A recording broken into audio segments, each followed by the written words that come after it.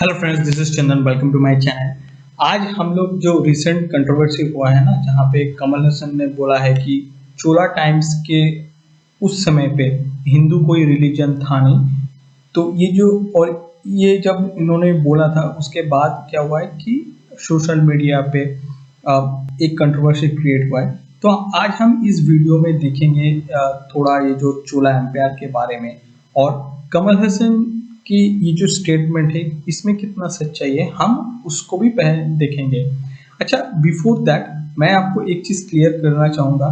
कमल हसन ने ये जो वर्ड है ना, जो no Hindu religion in Chola times, ये इन्होंने एग्जैक्ट नहीं बोला है। इन्होंने एक्चुअली ये जो चीज है ना, इसको बैक किया है। मतलब इनिशियली डायरेक्टर बेत्रीमरन, इन्होंने फर्स्ट ये चीज बोला था। उसके बाद कमल हसन ने वो जो स्टेटमेंट है उसको सिर्फ सपोर्ट किया है। तो पहले हम लोग देख लेते हैं कि हिंदू का ओरिजिन क्या है। देखिए, आप जब ये सिंपल विकिपीडिया में जाएंगे ना, जनरली ये सब जो विकिपीडिया है तो ये एंटी हिंदू है, बट फिर भी यहाँ पे जो कुछ एक दो इंफॉर्मेशन है वो इम्पोर्टेंट है, वहाँ मैं आपको वो चीज़ बोल दूंगा। आप क्लास एंशियंट हिस्ट्री का सतीश चंद्र राय का जो ओल्ड एनसीईआरटी है ना, वो जो लोग यूपीएससी का तैयारी करते हैं उन लोगों को ये चीज़ पता है।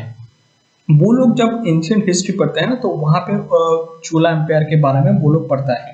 ठीक, तो आप जब थोड़ा वो एंशियंट हिस्ट्री, आई थिंक वो मिडिवल एंशियंट या मिडिवल हिस्ट्री में होगा, मुझे एग्जैक्टली याद नहीं है, लेकिन मैं सतीश चंद्र रॉय का जब आप एंशियंट हिस्ट्री पढ़ेंगे ना, वहाँ पे एक चीज लिखा है, ये जो टर्म हिंदू ये आया कहाँ से। ये आया है हमारा जो सिंध रिवर है ना, सिंध रिवर का मतलब क्या है कि इंदस रिवर।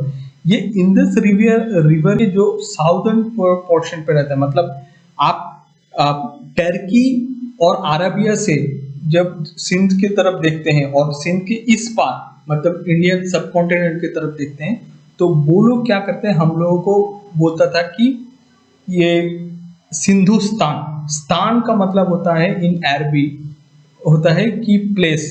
ठीक है, और वो लोग सिंध को उतना सिंध सा बोल नहीं पाता था।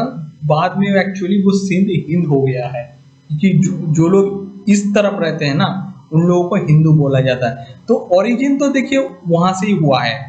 ठीक है, अब देख लेते हैं थोड़ा राजा राजा चोला के बारे में, क्योंकि ये जो चोला टाइम्स में बोला है। अब देखिए राजा राजा चोला का ही नाम क्यों आ गया। जब आप चोला एम्पायर पढ़ेंगे ना, चोला एम्पायर में ये आई थिंक इनका थर्ड जनरेशन था। ठीक है, ये राजा राजा चोला, और इनका जो कार्यकाल था आपको ये देख लीजिए, 985 टू 1014 इस टाइम पे था। और तो इस वीडियो में हम देखेंगे कि सच में हिंदू राजा था कि नहीं था, हम इसके बारे में ही देखेंगे, ज्यादा डिस्कस नहीं करेंगे। अदरवाइज आपको राजा राजा चोला के बारे में बहुत जानना है तो आप पढ़ सकते हैं, हिस्ट्री को रेफर कर सकते हैं। और ये देखिए, राजा राजा चोला का जो एम्पायर था ना, वो ओनली साउथ इंडिया में नहीं था, ये श्रीलंका का जो नॉर्थ पोर्शन था ना वहाँ पे भी था, इवन मालदीव्स के में भी था। ठीक है, तो राजा राजा चोला का जब आप आर्ट एंड आर्किटेक्चर देखेंगे ना, क्योंकि आप देखिए कोई मतलब किंग है, राजा है, तो उनका जो विश्वास है धर्म के प्रति वो कैसे दिख जाएगा। जैसे आपको पता होगा ये ताजमहल जो बनाया है वो शाहजहां ने बनाया है, कि वो उस टाइम, और उनका जो आर्किटेक्चर है ना, तो उससे क्लियर पता चल जाता है कि वो आर्डेंट फॉलोअर ऑफ इस्लाम होता है।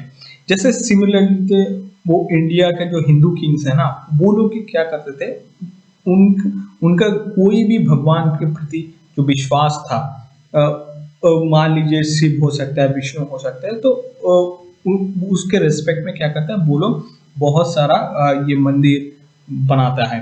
फॉर एग्जाम्पल, आप जब राजा राजा चोला का देखेंगे ना, राजा राजा चोला का सबसे बड़ा जो ये है, आप ये बहुत अच्छा काम है, या बोल लीजिए ये तो कंसिडर होता है यूनेस्को वर्ल्ड हेरिटेज साइट में, जिसको बृहदेश्वरा टेम्पल बोला जाता है। और आप ये क्या है, ये एक शिवा टेम्पल है। ठीक है, उसके बाद आप देखेंगे ना, ये सिर्फ ये एक टेम्पल नहीं है, इन्होंने ये नहीं बनाया, इन्होंने ये जो और एक टेम्पल है ना, जो बोला जाता है कि आदि घटेश्वरा टेम्पल, ये भी तमिलनाडु में है।